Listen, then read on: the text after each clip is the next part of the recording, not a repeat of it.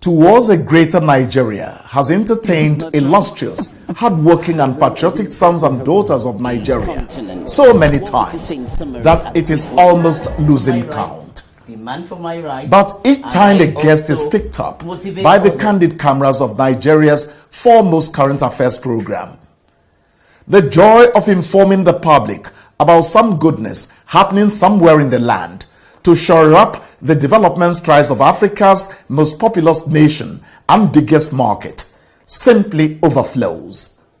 That was the mood when the program recorded an interview with the DPR director, Mordecai Dantani Babaladan.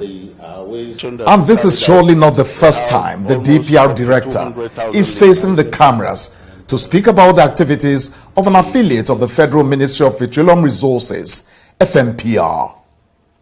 Suffice it to say that as the DPR continues its wide-ranging services to the government and people of Nigeria, Dantani Babaladan and his team of industry monitors will continue to attract media attention. Goldfish, they say, has no hiding place. By its coloration, it will always glitter into limelight. The oil and gas sector of the Nigerian economy is committed to transforming the hydrocarbons being pulled from the bowels of the earth into funds for government to fulfill the desires of the general citizenry for a better life. And it is quite heartwarming to note that in the realm of monitoring activities in the oil sector, the DPR remains committed to the ideals of hard work, dedication to duty, and love of country in the discharge of its duties. The DPR can be likened to the policeman of the oil and gas sector of the Nigerian economy. And it's all coming together for good if you factor in the clarification by the Minister of State in the Federal Ministry of Petroleum Resources, Emmanuel Ibekachiku, who paints the ideal scenario for arriving at a policy that will be fair to all. He goes back in time as the president of OPEC, and the first thing we needed to do was deal with the Saudi Arabia-Iran debacle, which just prevented us from doing anything. And so everybody was flooding the market. It was an ego trip movement, and we took quite a lot of harnessing and coming together, bringing people together to finally get them to begin to talk. I'm glad that during that whole process over the last 2 years, that engagement led us not just to engage internally, but also engage externally with non-OPEC producers. Prices began to shoot up, from the 25 lows, into today in the 60s. So internationally that was good. We embarked on the process of trying to decide we were going to do something about the refinery, but we didn't have money. So we had to come up with, we didn't have money, and we also had a mindset of His Excellency who believed that we should not go ahead to sell refineries. He's always believed that. He believes it's a waste of national assets and we want to do it better. So we had to come up with something which He approved to enable us to bring in investors into the refining sector who would obviously get their monies out of a period of 5 years, but get their refineries to about a 90-plus template capacity. Unfortunately, that's taking longer than we thought because the processes, the House insisted, the Assembly insisted on very transparent processes. They thought we were not doing it right. We had to go back and restart it again. We're almost at the tail end of that. We've identified investors. Hopefully we'll announce that soon, and the investments will kick in and the repairs will set in. I too have taken the bold step of insisting that by the end of 2019, Nigeria has no business continuing to import product.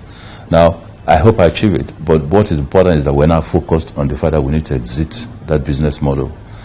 So that's that. Production is begun to move. Investments are beginning to come back. We've contributed largely to the upsurge in what you've seen as the rise in federal reserves, obviously rising from price of oil and return back to production.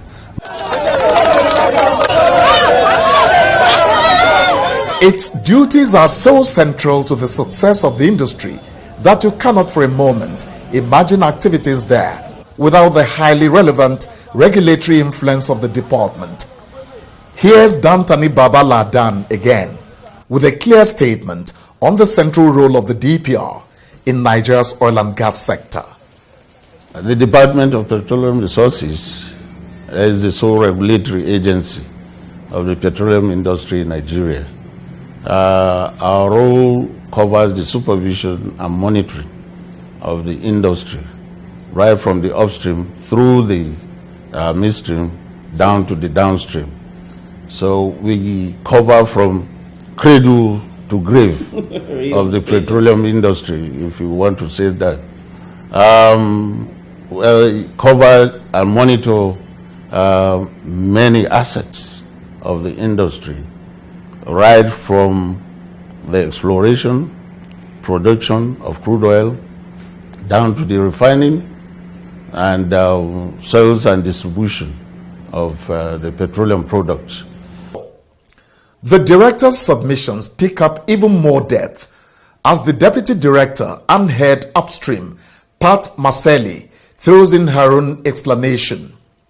And also to make sure that our nation's hydrocarbon resource is conserved. Otherwise, the companies will one day just pack everything and go. But we don't want that. It's regulated. The production in such a manner that tomorrow our children will still have something to use. So for now, it's not dried up. It's not dried up. So it's a gradual process. We don't have to empty the tank. Every organization has a mind to grow. The Department of Petroleum Resources in the Federal Ministry of Petroleum Resources is unarguably growing. And the major game changer in the DPR at the moment is the online seamlessness which its transition to a digital life has achieved for it. No longer do applications for licenses have to be pursued manually. Yes, you don't have to visit the DPR to apply anymore. It's now a matter of your desire, your computer, and the destination of your application. In terms of monitoring the distribution of products, the days of analog activity are also gone. Activity is now monitored online and in real time. DPR computers, in conjunction with the Aquila system of the Petroleum Equalization Fund, can now tell whatever quantity of fuel is being lifted from any depot in Nigeria. This is not just for ease of effort. It amounts to firm and prompt accuracy of operations, and also importantly, a sure avenue for thwarting any sharp practices in the distribution chain. We have what we call the trucking policy, whereby any quantity of product lifted from the depot can be monitored in-house. We are also in league with our sister organization, the Petroleum Equalization Fund, that has this system called the Aquila system, which we are dovetailing into.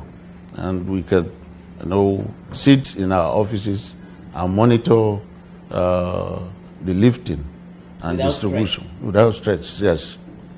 So we can also monitor. For now, we're still in that scope, but it enabled us to at least catch some culprits of petroleum product diverters recently. We used that system to arrest some of these defaulters who go into depots to lift product, and instead of taking them to the yes, yeah. So we have put in place a system like that, electronic system. And as a natural consequence of this, one would expect that checking such sharp practices should generate more revenue for government. Talking about revenue generation, the DPR director gives good insight into how this is playing out at the department. We have gone ahead to look into our books again and to see where we have royalty indebtedness and people who are due for lease renewal and other aspects of doing business in the petroleum industry. And we brought forward these issues and have compelled government companies that are still owing government to pay. We've gone on aggressive drive on this revenue collection, and I'm happy to say that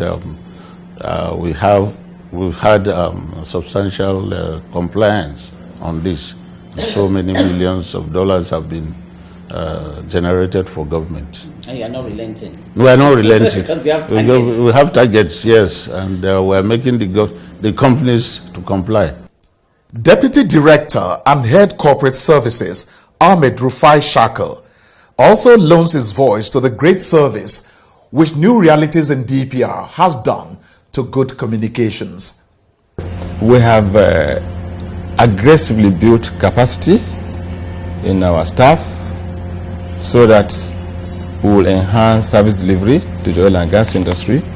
We have upped up our regulatory role as regards the service providers. We have automated a lot of our operations. Yeah. People can apply for our licenses now in the comfort of their rooms without having to come to any of our offices physically. And a lot more are being rolled out. Also, we have effective communication within our offices nationwide, and we intend to improve more on such service delivery. All this is being facilitated by the General Success Templates in the Federal Ministry of Petroleum Resources. Here's the Permanent Secretary in the Ministry, Dr. Folashade Yemi Eson. The first one is that we're doing a lot of work on policy and regulation. And on here, we got a FEC approval for both the oil policy and the gas policy. So that and a lot more would come in, and we are also working on the PIGB, as you know.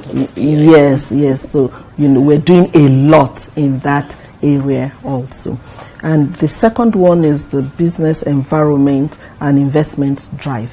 We talked about the refineries. We're bringing in a lot of private investments into the oil and gas sector. So that also there's a huge drive for bringing in investments into the country. The third one is the gas revolution. We believe that Nigeria is actually a gas producing nation, and we have not done a lot in this area. So we're actually focusing on that. And the focus is both on the gas flaring. We want to reduce gas flaring to the barest minimum. We're also doing a lot on the LPG penetration. We want to encourage Nigerians to start using gas instead of the other means of energy that we're using currently. And the fourth one is refineries and increasing the local production capacity. We've talked about that. The fifth is Niger Delta and security. The Honorable Minister of State is working very, very closely with the oil producing states to ensure that there's peace, security, and above all, development in the oil producing areas. We've done a lot of work in that area also. And then the sixth is the transparency and efficiency, which we also have talked about. And the seventh is stakeholder management and international coordination. You know that we're very active members of OPEC and APO. What does APO mean to the layman out there watching you? Okay, it's the African Petroleum Producers Organization. And we at the last meeting early this year, the presidency of APO was actually given back to Nigeria because APO is undergoing a lot of reforms, and they think that Nigeria should drive those reforms. So the presidency of APO is back to Nigeria. There have been recurring statements on where the future of energy lies: gas and biofuels. The gas aspect of it is one gold mine that the Nigerian situation has not quite tapped into properly. Dantani Baba Ladan speaks on this. Gas, as we know, is going to form, is already becoming one of the most important commodities of the petroleum industry. And as it is usually said, Nigeria is more or less of a gas province than oil. Yet to be fully tapped. But yet to be fully tapped. But I want to happily tell tell Nigerians that Nigeria has also increased its gas reserves. We hitherto used to have about 187 trillion standard cubic feet of gas reserves. That has increased by about 5 trillion standard cubic feet, now to about 192 standard cubic feet. So you can see, and I think the 7th nation worldwide in terms of this gas reserve base. Yeah. So Nigeria, the DPR is encouraging the monetization of gas. We are following through with the minister and the 7 big wins in terms of the gas flare commercialization program. The DPR is one of the major players in these committees looking at ways of taking gas from flare by companies that have come, that have applied to do so. We've already put in a system using the NDR for people to come in and pry for data so that they can apply and then bid for the volumes of gas that is available for use. Yes. It is quite gladdening to know that opportunities are open to young persons to be employed in the DPR. But what qualifications should the potential recruits have? Rufai Shaka said in answer to this that DPR being a core technical area, 80% of the recruitments are for technical personnel, including engineers, geologists, geophysicists, and related professionals. 20% is support staff. In terms of spread, the DPR currently has a presence in 28 out of the 36 states of Nigeria. Shaka further mentions the high premium placed on training and retraining of staff and says it is the only way to maintain highly competent personnel for an industry that cannot condone any attitude of less quality. There's no way as a regulator, if you don't train and retrain our staff, we won't be able to retain competent staff, and of course the IOCs we are monitoring are equipped with competent staff, and we need to be on top of them. As a result of that, the department has engaged in training and retraining of its staff both within and outside the country, and we encourage them to belong to professional bodies, both national and international. Oil and gas will remain the lifeline of the Nigerian economy for quite some time. One of the concerns of the general citizenry is when the country will become self-sufficient in terms of availability of refined petroleum products for use. The DPR director addresses this as well. Yes, I've earlier mentioned said something about modular refinery. You did. Yes, we've received so many applications. The guidelines for the establishment of private refineries have just been reviewed and approved, and we've gone ahead to make the environment very marketable for potential investors, enabling environment. So we right now we've received almost 15 applications this year alone. Last year there were about 25 applications, and about 20 of such were approved. Really? I even signed 2 of such. Out Out of the 50. So Nigerians are coming forward.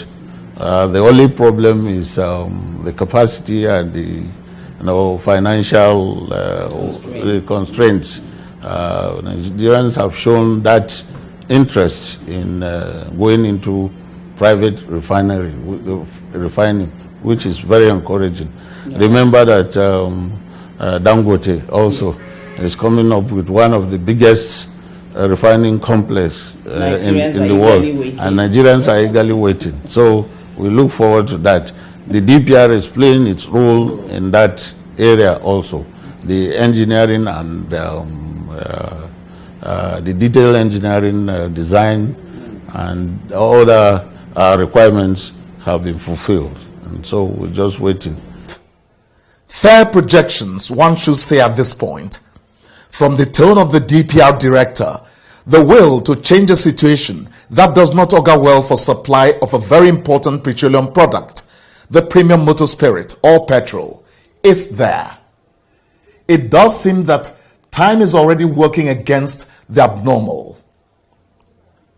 One other thing Maseli is so effervescent about is the advent of local content in the oil exploitation equation. The addition of local effort is for Maseli an earth-moving decision by government. And there are results too. That was a very noble step that the government had to do. Before now, everywhere was dominated by the IOCs. But remember that those working with those IOCs were Nigerians. Exactly. And so they had the capability, the technical know-how to be able to go out there. Most of them, they are retired. So to be able to go on, we don't want to lose all that years of experience. And it was good for indigenous participation. So it was really nice that they came on board. And I tell you, the government started with 30 marginal fields that it awarded. And out of the 30, we have 14 of them already in production. At the time those fields were awarded to indigenes, we had only 141 million barrels as reserves. Today, we have 898 million barrels coming out from the marginal field producers. From 141? We're now doing 898 plus. And you can imagine by the time the other 16 who are at various stages of development come on board, that number is going to show up. It will be over 900. It will be over 900. And from the joint venture group, they are doing 1.2 million barrels per day. And you can imagine from the small marginal fields that we have, they are doing 898 million reserves. So you can imagine where we're going to go when the other 16 come on board. Maseli makes the point that none of the 16 indigenous operators has recorded any vandalism or community unrest, and says the indigenous operators must be doing something the IOCs missed out. In all the 16 that are producing, there's never been a case of vandalism in their own outfits. There has never been a case of community unrest.